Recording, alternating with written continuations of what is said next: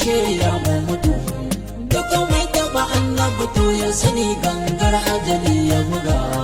Ke gwamnati mun gane kin ɗau sai za a yi fitina, kin ɗaure mai kare manzan Allah in kin ka tuna.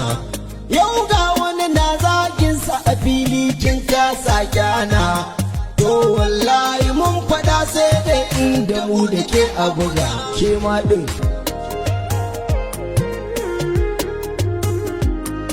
Kira ga matasan cikin Kano ku fito in za ku iya, duk mai kishin manzan Allah daga yau mun ɗau aniya.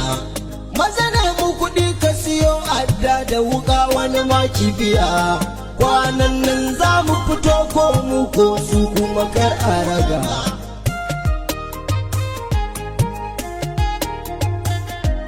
Sunan waƙar gangar ajali ce sai kowa ya buga, dan nuna wa zindiki girman annabi za mu daga.